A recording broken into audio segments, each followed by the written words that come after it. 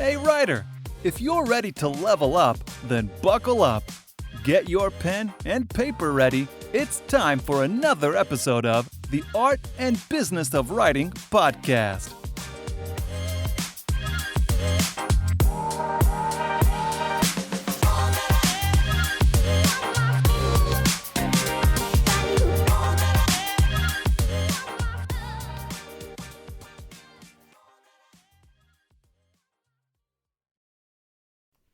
Hello guys, welcome back to another edition of the Art and Business of Writing podcast. I'm your host, Chris Jones, where today I'm joined by none other than Dr. Deborah Tillman.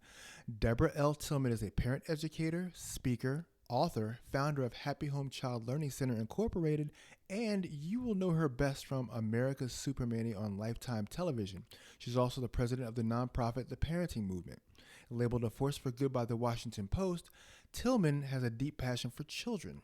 She began her career over a decade ago when she became frustrated with the lack of quality childcare her son was receiving and, as a result, quit her very lucrative accounting job and started her own school in 1994.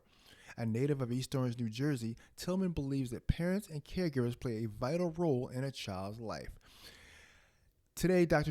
Deborah Tillman and I discuss how the pandemic has affected creatives parenting. I know for a lot of you guys, last year and a half, we pulled our kids away from school. They worked from home with virtual learning.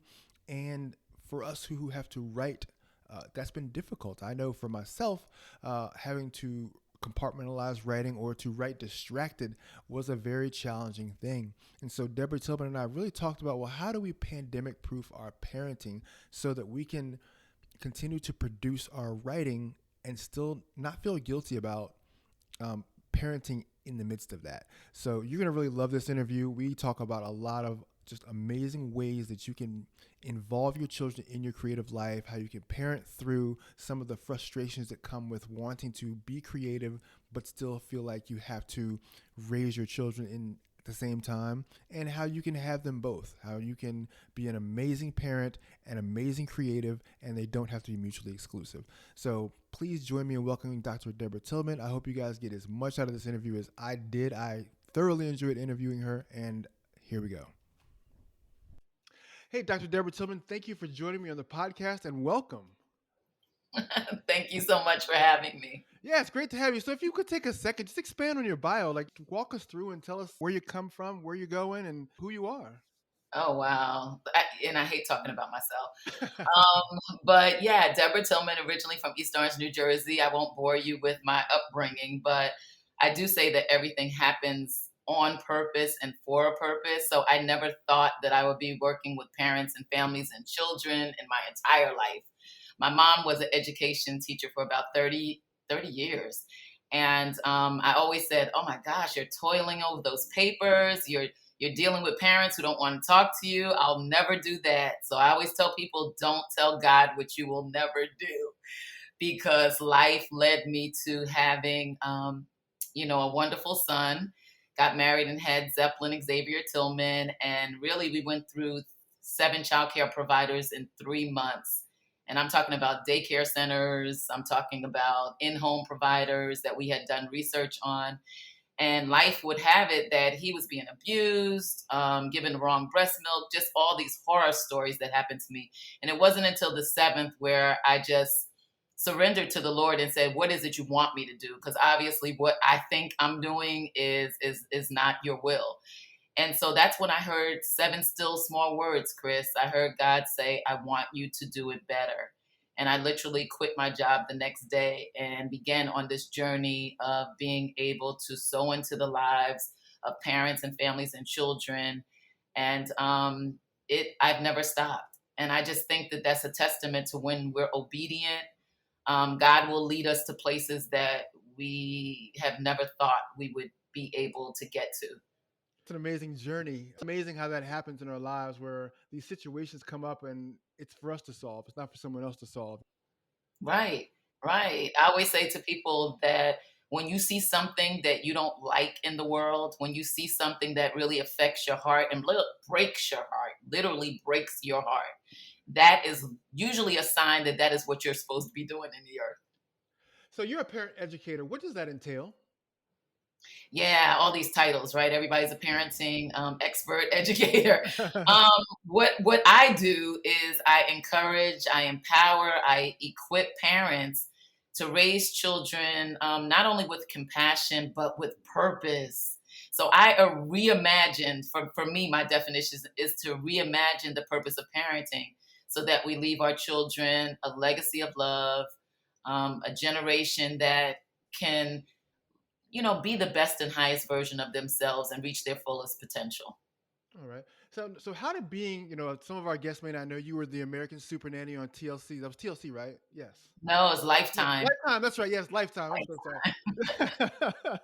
But you were the American Super Nanny. You were on television. Like, how did that shape and further what you teach families in terms of problem solving today? Sure. So that was a crazy journey as well. And I shouldn't say crazy, but actually just purposeful journey, right? So I'm helping parents. By this time, I'm into probably my 12th year of owning my own school, creating my own curriculum, having staff, 3 centers. And I get an email from Lifetime TV saying that Joe Frost has retired. Would you be interested in being America's Super Nanny, the star of the show? And I'm like, uh, you know. So I told my son, I said, well, it's an email. They probably sent it out to everyone. And he said, no, mom, because they say, Dear Deborah. So I'm like, oh, wow. So I get on the call and I do a Skype interview. They flew me out to California on a Friday. I get thrown into a house with a woman that has a plethora of issues. She has 2 boys and just all over the place. And a cameraman is following me, and they say, this is your interview. Solve her problems in 2 hours. And so what I want people to know is that when your education and when your opportunity meets your preparation, success really does show up, because I was already doing that in my childcare center. I was already answering calls at midnight with parents saying, my child is crying, what to do?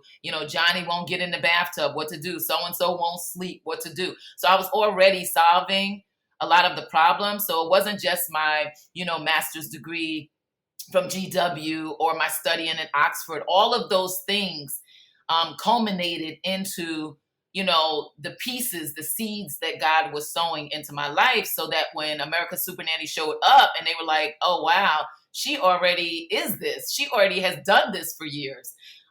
So what that did for me was just expanded my belief that true leadership really does start in the home, because most parents would say to me, come in and fix, Susie, come in and fix Jane. And I'm like, well, first of all, your children aren't broken, so we don't need to fix them. What we do need to do is figure out what the issues are, and then, get to the work of solving the issues. So what I learned from that experience was really just that parents kind of blame their kids for the things that the parents could have been doing. And that led me to writing the book, Parenting on Purpose, the menu for raising children in the 21st century. So I really found out that the foundation was really us, it's the parents. And if we're not leading by example, if we're not treating each other with respect, if we're not, being honest and owning up on all of the values and standards that we have, then our children are there to follow. They will be what they see. That is very, very true.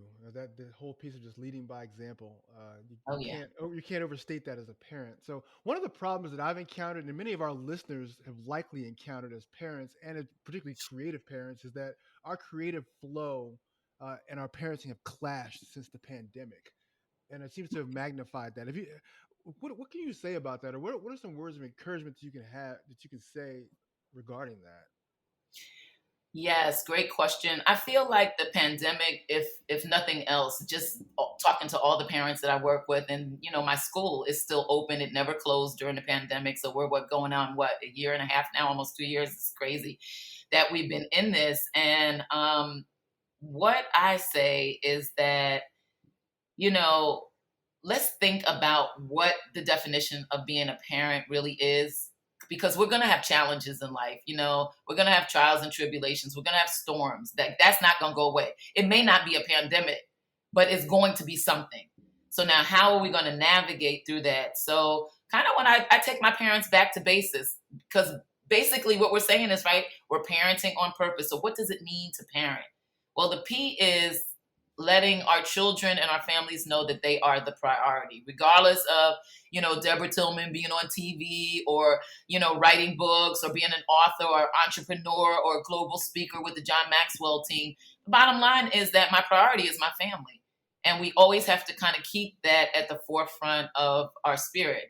And then the A is to affirm. I'm a really big affirmation person. They should call me the affirmation expert.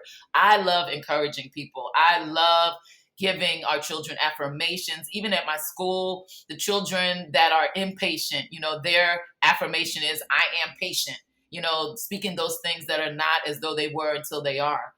And then the R is that we are here to rear up our children. Yes, we love the teachers. Yes, we love the role models and the mentors, but our first priority is to rear our children ourselves. The E is to educate them. The N is to nurture them. And one thing I've learned about nurturing is that, yes, we're good at doing that when our children are like, 19 months or 2 years old. But what happens when they turn teenagers and preteens and 29-year-olds? Like my son is 29 now, right? He still needs nurturing from his mom. Like our titles will never go away. And that's my most, famous title, is being mom. And then the T is to train up our children and not getting it confused with in the way that they should go. Like that whole proverb is just taken out of content so many times. And I think that we have to look at who our children are, observe them, figure out where their bent is. Like your child is interested in music all the time. Well, is that the child that you're really going to force to, no, I need you to be a doctor. No, I need you to be a lawyer. Like as parents, we need to listen to the heart of our children, right? And then finally, the S is to support them in their endeavors.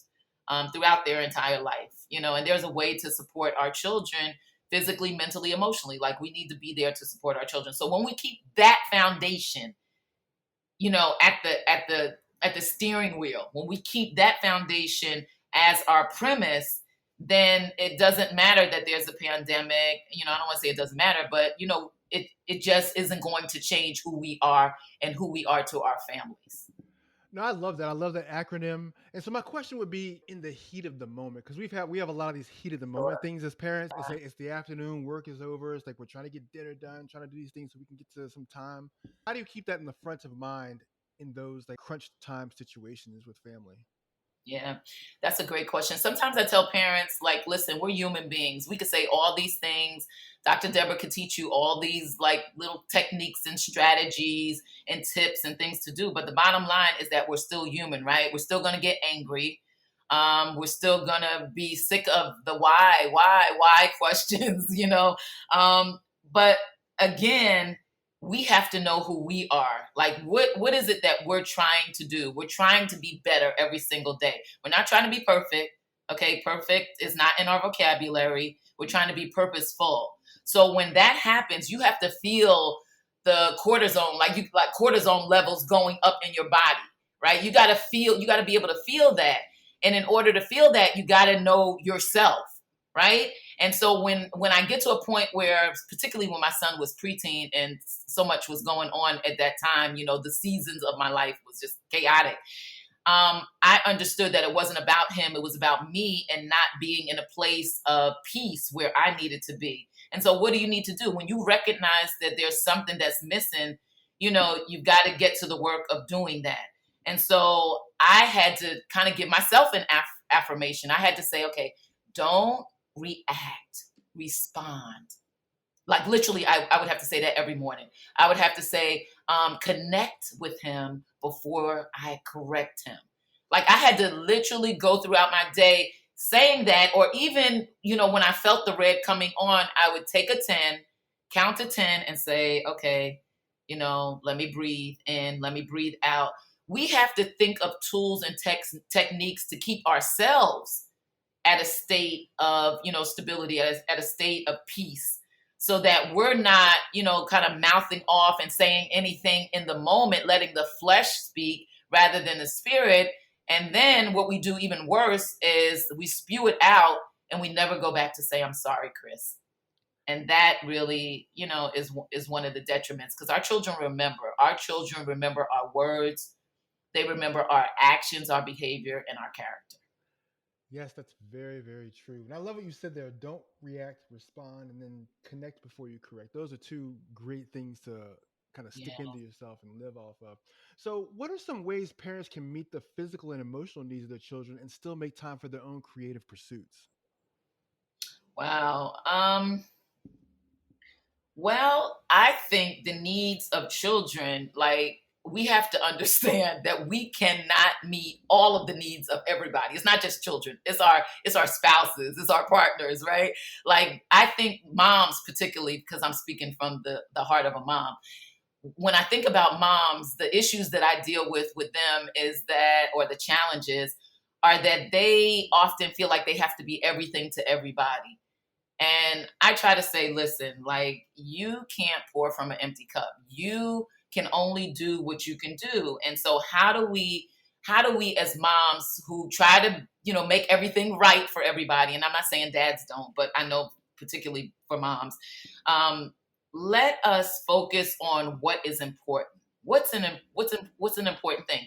So when parents come to me with that issue, I say, okay, first thing first, let's create a schedule, so that if it's a mom who's an entrepreneur, right? That is her ambition. That's what she feels like she's purposed to do. We don't want to just throw that out the window because she's now, a wife and a mom.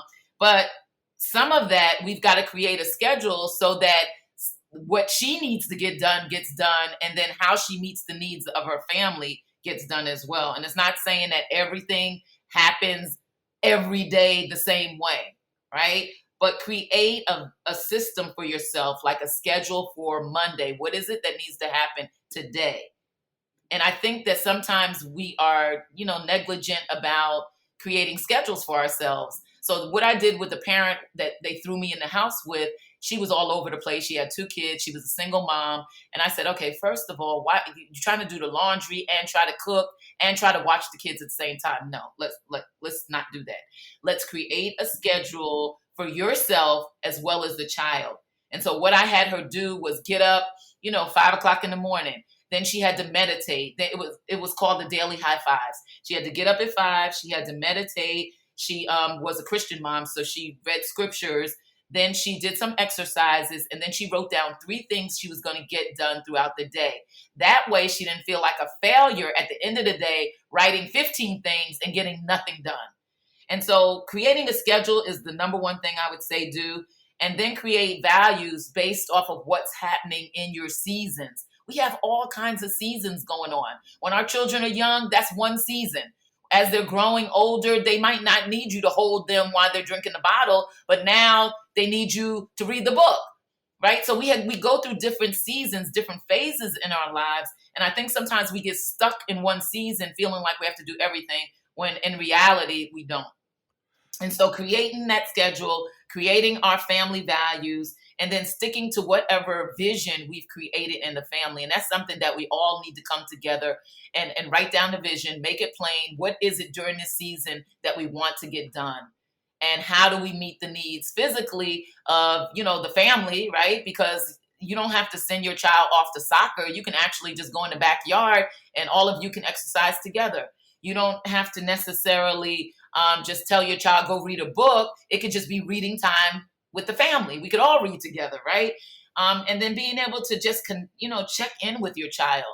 I missed so many opportunities when Zeppelin was growing up. Like, I was in his business, but but not the way I thought I should have been. Like, I didn't find out till Zeppelin was 20 years old that when he was young, he was being bullied.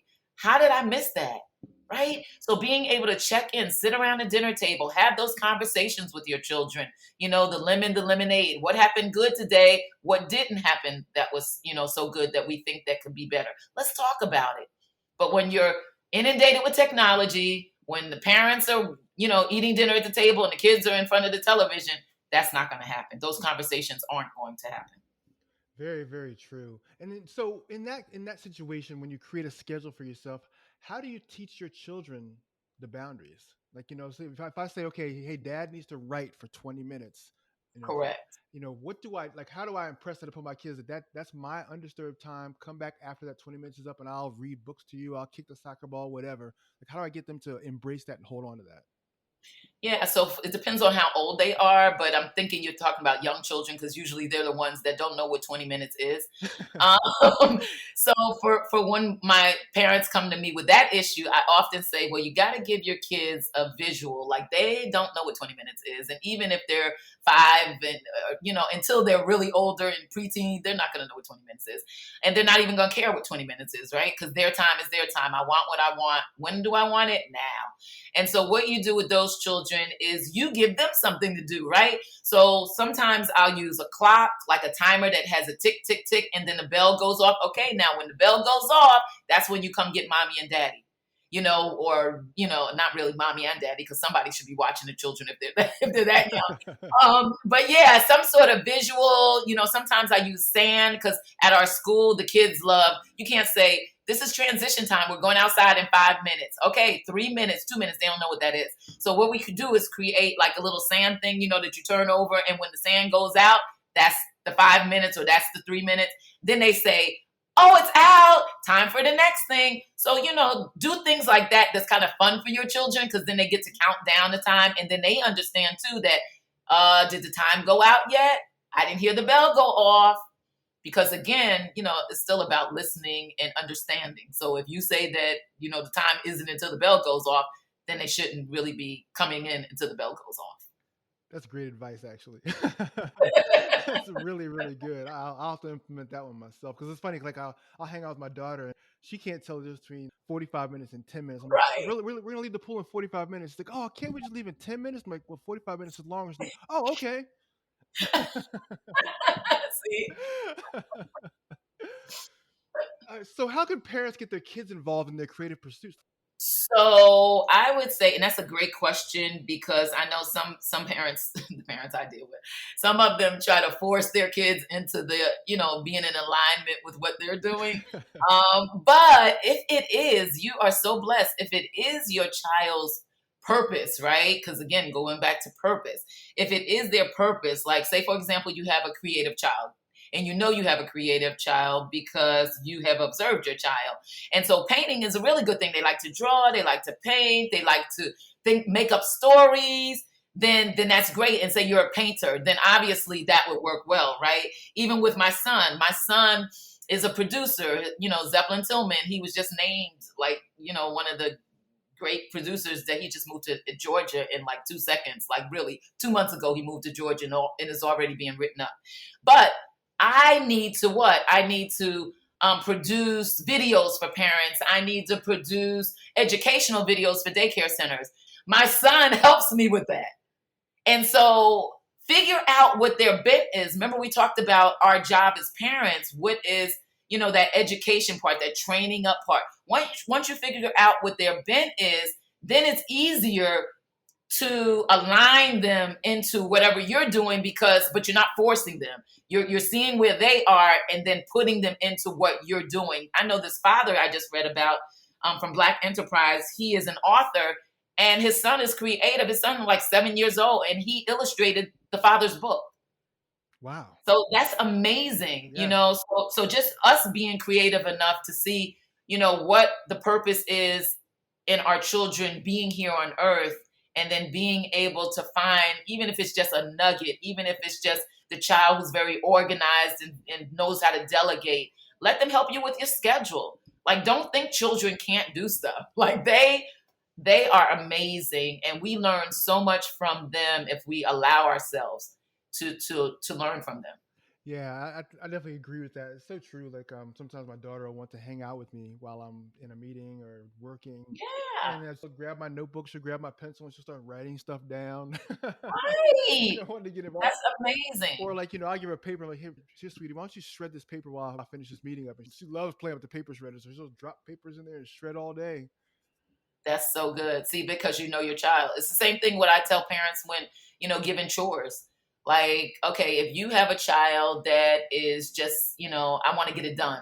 Like, I'm not patient. I'm impatient. Like, that is what they think they are. So they're just like, they don't like to do, the dishes because you got to wash them, dry them, put them away. If you do the laundry, you have to, put them in the laundry, the wash, and then you have to wait for them to dry. Then you have to fold them. Okay. That is not the child that is impatient. You're not going to give them that job. Their job is going to be take out the garbage.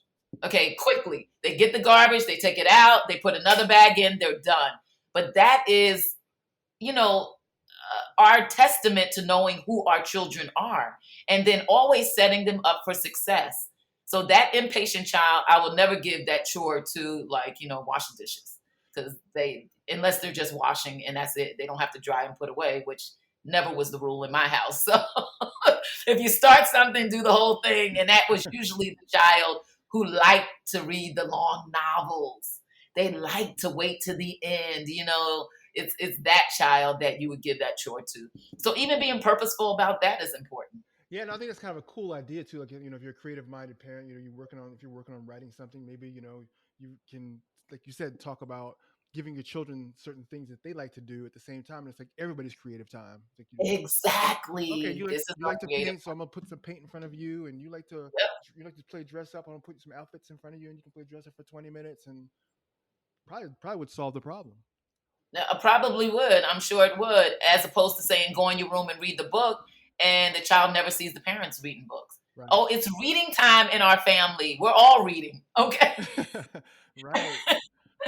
Now, I know in many cases that there's this resistance between caring for your kids and pursuing your creative that leaves parents discouraged, like when the scale tips more on the side of home management, when they feel like, okay, my job is here. I need to be in the home. I need to be focused on the home only.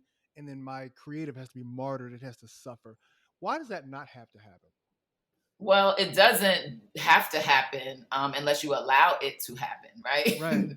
And so I think oftentimes, though, parents, again, feel like they got to juggle 10,000 balls when in actuality, it's like, what do you want? What is it you want to do? Like, I knew that after Zeppelin, was being abused, and I heard those seven still small words, that at that point in my life, okay, yes, I quit my 9 to 5. Now, I'm not telling anybody to go ahead and quit their job right quick if you haven't heard from the Lord.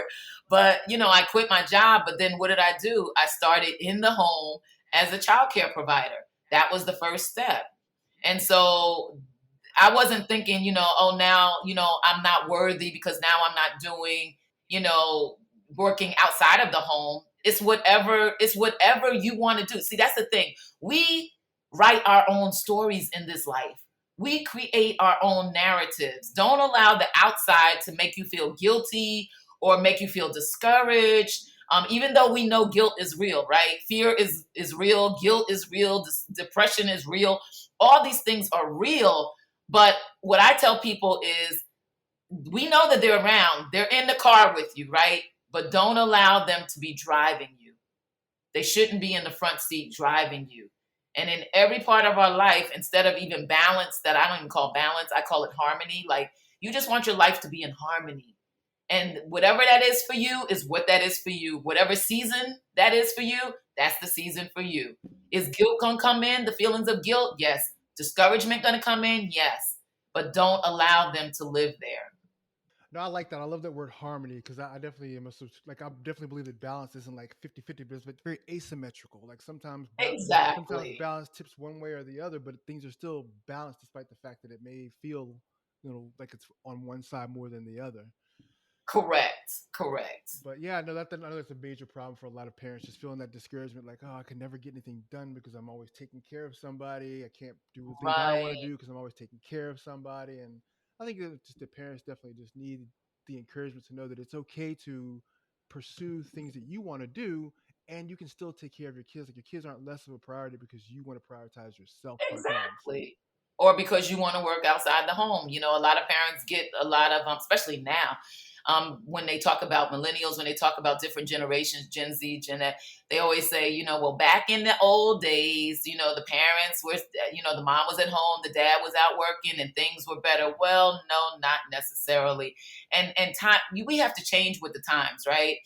And for my family, what I need is different from what your family needs, is different from the next family. I have some single dads that they're not single, but they are stay-at-home dads, and the mom is working, but that works for their family.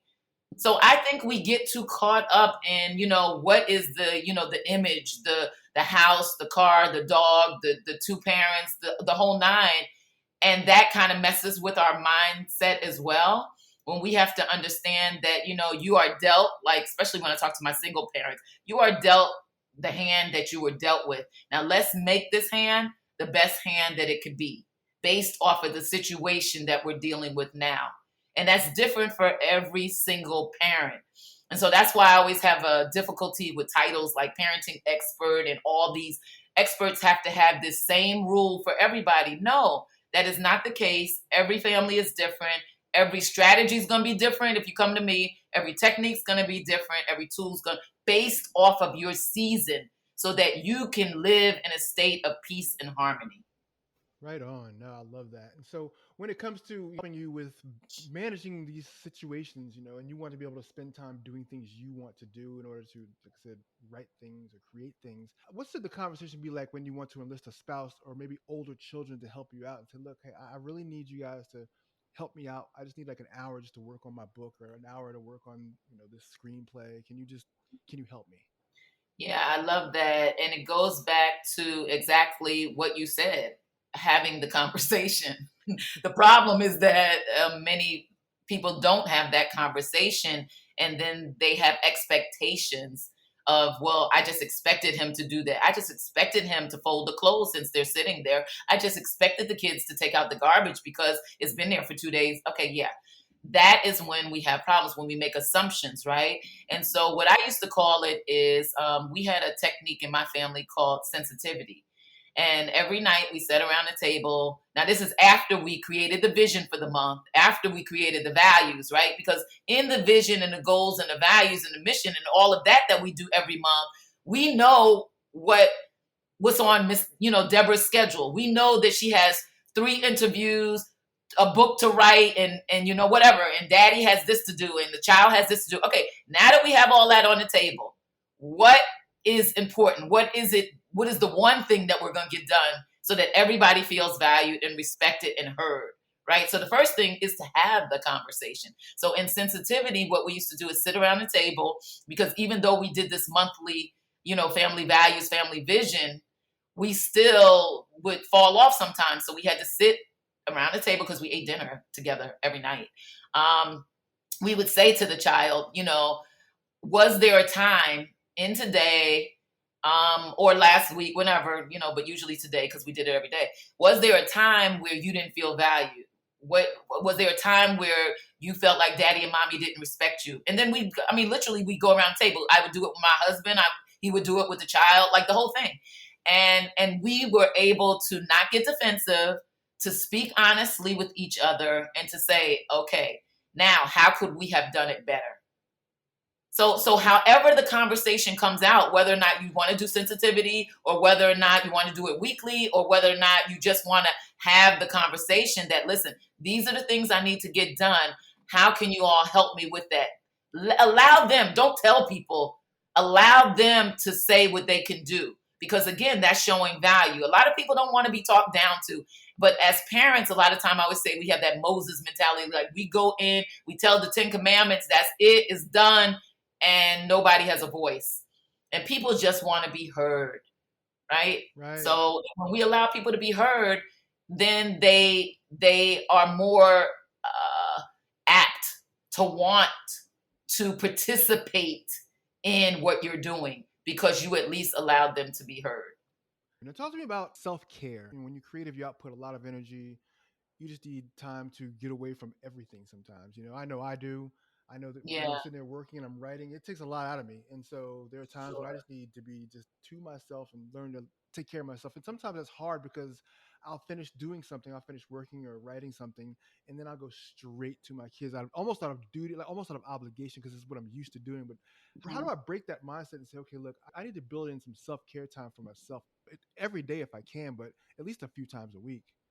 Yes, I think that is extremely important. When I get this question, I say there is a reason And a method to the madness, why the airline stewardess tells you to put the mask on yourself before the child.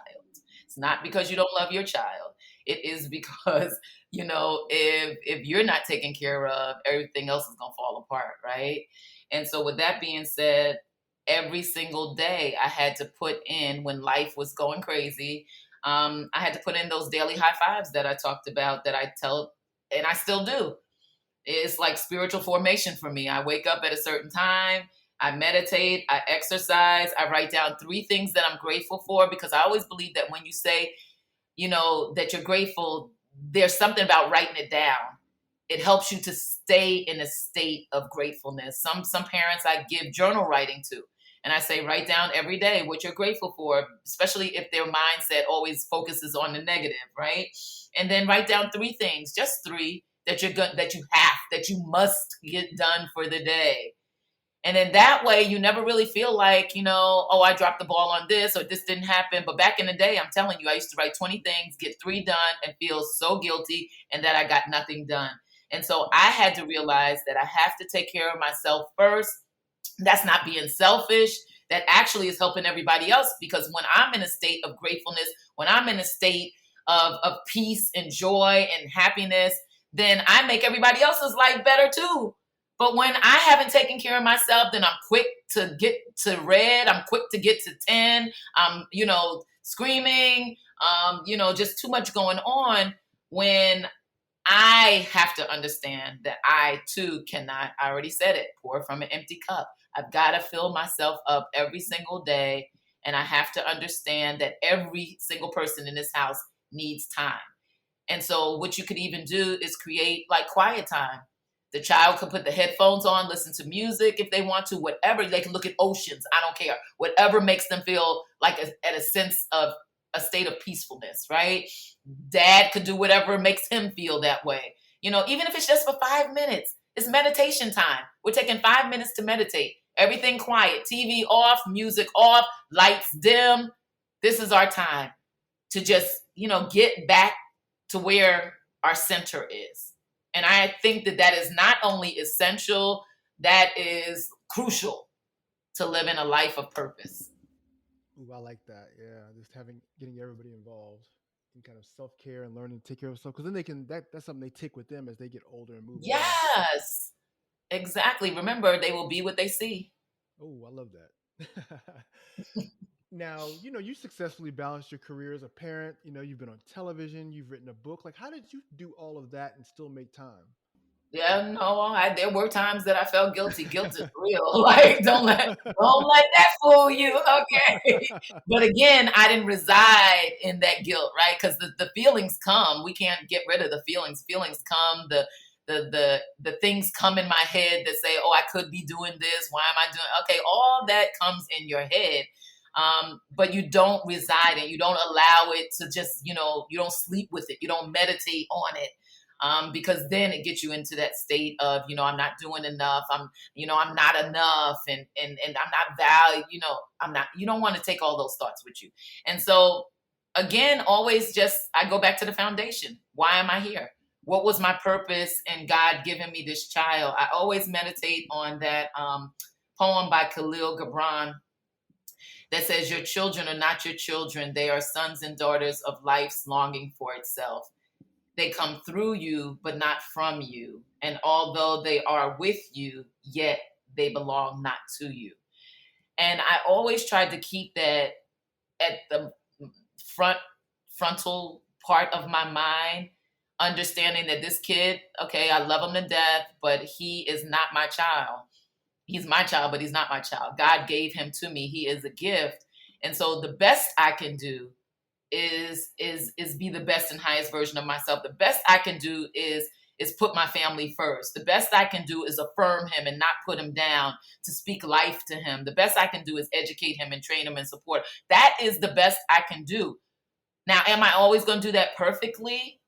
No. But that is always going to be at the forefront of what I do. And again, it doesn't go back, to that word balance. I hate that word. It really goes to harmony. And when he was young, yes, it was mommy, because I was breastfeeding and I had to be there. And, most of the time, and, you're afraid that he's going to fall off out of the crib. So you're putting the monitors up everywhere. Okay, that is just a season, but that season comes and goes.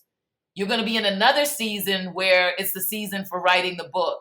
There's another season where it's the season for going back to school. Remember, my degree was in political science and business administration. So when I got into education in my 30s, I had to go back to school at night at GW to get a master's in early childhood special education and then a doctorate, right? But that was a different season. I didn't try to do all this at one time. Parenting is a journey. It's not a destination. It's a journey. And so that each season we go through, the Lord will allow space for you to do what you need to do. And as long as you don't pressure your own self and put too much baggage on your own self, give yourself some grace, give yourself some mercy, right? It's going to happen, but it's going to happen in a time that it's supposed to happen. Oh, I love that. That's so good. How can our listeners contact you and interact with you online? Oh, that's so sweet. So the best place to go is my website, which is www.DeborahL. People always forget the L. Just think of love. DeborahLTillman.com. I have so many resources there for parents and families and children and daycare center owners, everybody. Videos. They can also reach me on Facebook. I'm at Deborah L. Tillman again. And then Instagram, I am Deborah L. Tillman. And then every Tuesday, Chris, beginning in August 10th, I think it is the second Tuesday, I'll be on Facebook Live to answer parenting questions, do some tips and techniques, but be there to really answer all of your parenting questions. Ooh, that'll be a nice value-added thing for our listeners. Yes. It's a dance to be able to do your thing and raise your children. I deal with it every single day. Amen. Keep dancing, though. As long as you keep dancing, you'll be all right. All right. I love it. Hey, take care of yourself. Thank you for coming on, and we will talk again soon. Thanks, Chris. Loved it. Bye-bye. How's that for inspiring? I hope you take action on one thing you learned in today's episode. If you haven't subscribed to the podcast and left a review on iTunes, I want to encourage you to do that too. Finally, be sure to visit chrisjonesinc.com to sign up for updates. Don't worry, I won't spam you. And we'll see you back here next week for another episode.